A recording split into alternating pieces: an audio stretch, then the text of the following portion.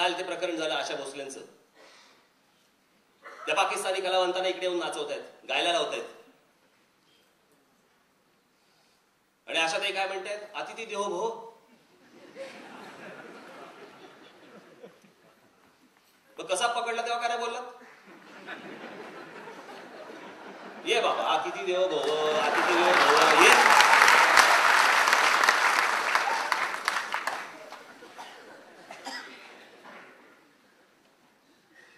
हा देश कसा उद्ध्वस्त होईल याच्यासाठी वाट पाहणारे ते पाकिस्तान सारखे आणि बांगलादेश सारखे देश, त्यांच्या कलावंतांना तुम्ही मोठे करताय.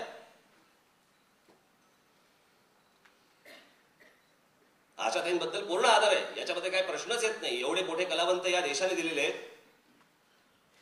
जी आमची काही आदराची स्थानं आहेत, त्या आदराच्या स्थानांमध्ये आशाताई येऊन बसतात. आशाताई, तुमचं वय पाहता तुम्ही आम्हाला उपदेश द्यायला पाहिजेत, कसं वागायला पाहिजे. आता आम्ही तुम्हाला द्यायचे, आम्ही तुम्हाला सांगायचं. बरं, खरं कारण काय सांगा ना एकदा. अतिथी देवो भव होय.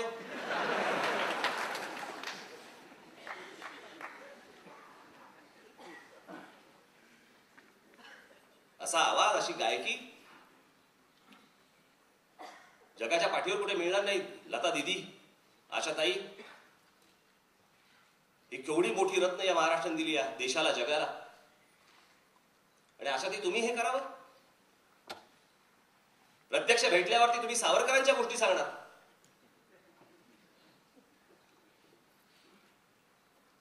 सावरकरांनी कसा त्याग केला, स्वातंत्र्यवीरांनी काय केलं. सावरकर